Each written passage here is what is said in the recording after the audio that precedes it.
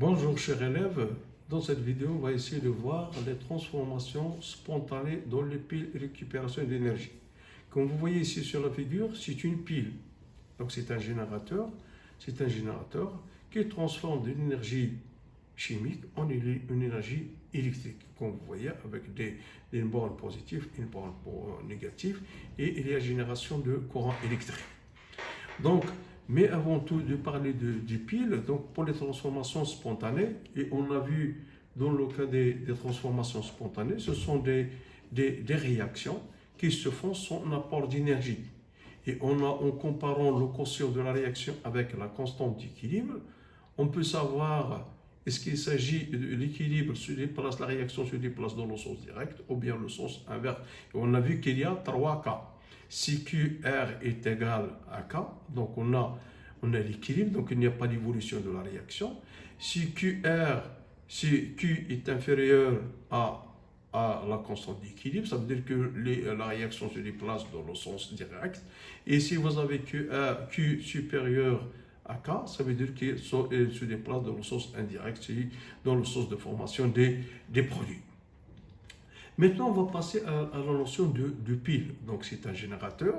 Donc, le pile, c'est un générateur qui permet la transformation d'une énergie chimique en énergie électrique. Et donc, vous voyez ici sur la figure qu'une pile est constituée par deux compartiments. Ce compartiment-là et le deuxième compartiment. Donc, le compartiment, ce qu'on appelle une électrode. Et cette électrode, c'est la pelle d'Aniel.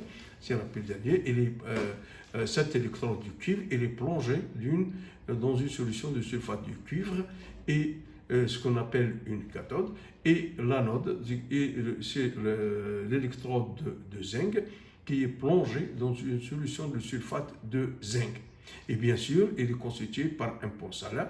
Donc, un pont salin qui permet l'équilibrage, son rôle, c'est l'équilibrage des ions. C'est d'équilibrer les ions entre le compartiment 1 et le compartiment 2. De ce fait, on constate qu'au niveau de l'anode, on a une oxydation. C'est-à-dire que le zinc, il s'oxyde, donc Zn qui est dans Zn de plus des électrons. Donc il y a oxydation. Donc à l'anode, on a une oxydation qui est anodique. Et bien sûr, les électrons, ils vont se déplacer, comme vous voyez sur la figure ici, ils se déplacent vers la cathode. Donc vers la cathode, donc le cuivre, c'est-à-dire les ions cuivriques, ils vont subir une réduction. Donc ce qui par la suite qui va augmenter puisqu'il y a un dépôt de cuivre sur l'électrode du cuivre, ça veut dire que sa masse elle va augmenter et par la suite réciproquement l'anode sa masse va diminuer, donc il y a une usure. Donc mais à un certain moment, donc il y a production de courant. Donc à l'aide de l'ampèremètre, on a constaté qu'il y a l'ampèremètre indique une intensité. Ça veut dire qu'il y a passage de courant et on sait bien que le sens du courant, le sens des électrons et le sens de courant sont inversés.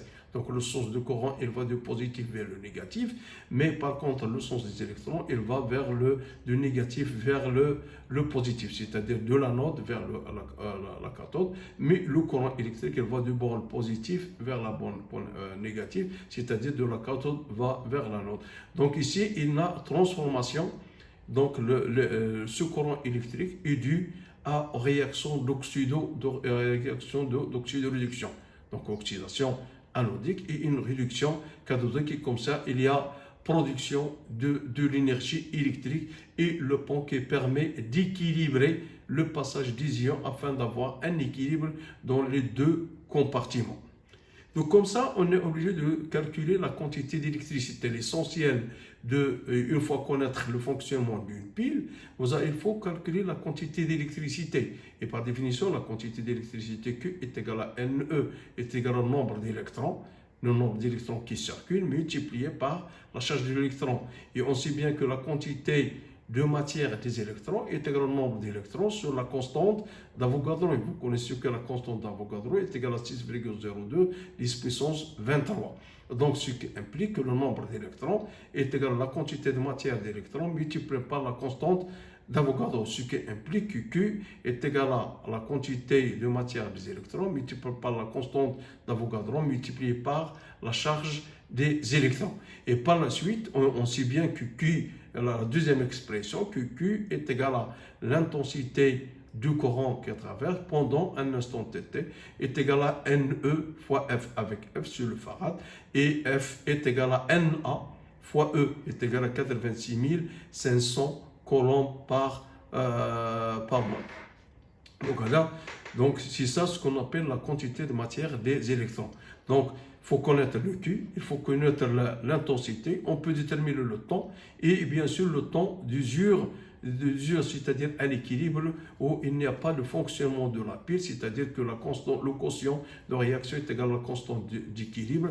Et bien sûr, cette pile, on a un sens conventionnel, donc le couple moins, c'est-à-dire l'anode Zn de plus, et ça c'est sur le pont salin, et bien sûr c'est ça la cathode, on a le plus, et on a la réaction au niveau de l'anode, on a une oxydation, et au niveau de la cathode, je m'excuse, ici plus 2 électrons, et au niveau de la cathode, ici plus 2 électrons pour donner, donc ici on a une réduction, et ici une oxydation, donc on parle d'une oxydation anodique et une réduction qui est cathodique. Et merci de votre attention.